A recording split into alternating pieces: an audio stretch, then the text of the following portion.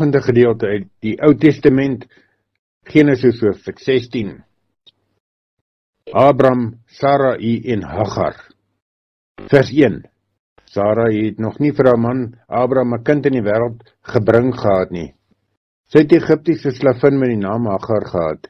Toe sê Sarai vir Abraham: "Die Here het my nou eenmaal daarvan weerhou om kinders te kan hê.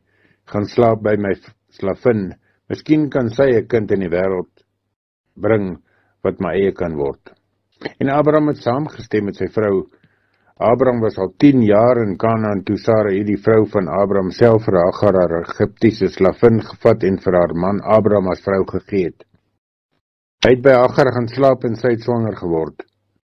Toe sy agterkom sy is swanger, het sy haar eienares geminag.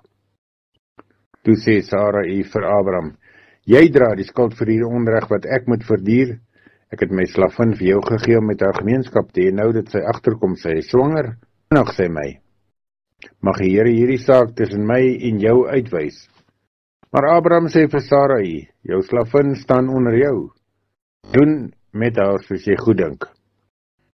Sarai het toe haar slavin sleg behandel en sy het weggeloop. Die engel van die Here het vir Hagar ontmoet by 'n fontein in die woestyn, die fontein langs die pad na Sur toe, en vir haar gevra: "Hagar, slavin van Sarai, waar kom jy vandaan en waar gaan jy heen?" Toe antwoord sy: "Ek loop van my eienares Sarai weg." En die engel van die Here het sê vir haar: "Gaan terug na jou eienares toe en onderwerp jou aan haar gesag." Verder het die engel van die Here vir haar gesê: "Ek sal jou nageslag so baie maak dat hulle te veel sal wees om te tel." En toe sê die engel van die Here ook nog vir haar: "Kyk, jy is swanger en jy sal 'n seun in die wêreld bring. Jy moet hom Ismael noem, want die Here het van jou swaar kry gehoor. Jou seun sal 'n man wees so ontembaar soos 'n wilde donkie. Hy sal teen almal wees en almal sal teen hom wees. Hy sal in vyandskap leef met sy bloedverwante."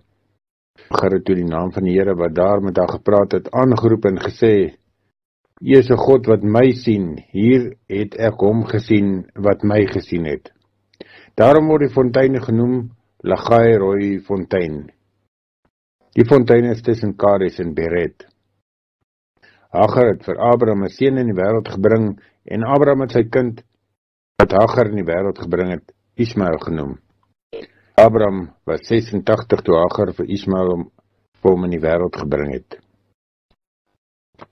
Op 86-jarige ouderdom word Abraham dan 'n pa van Hagar, die slavin.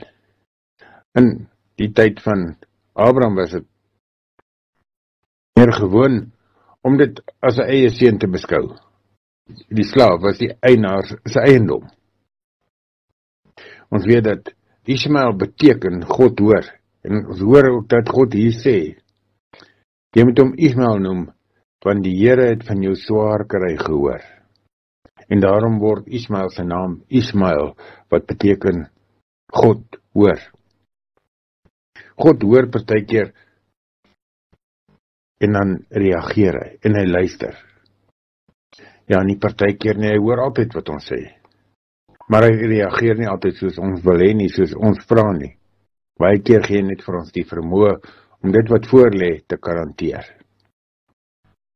In hierdie geval was dit vir Hagar, die moeder van Ismael en die slavin van Sarai en Abraham. Dit ook vir jou waar wees, dat die Here vir jou elke dag die vermoë sal gee om te doen wat jy moet doen. Mag die Here ook jou stem hoor en dit in jou bekend maak.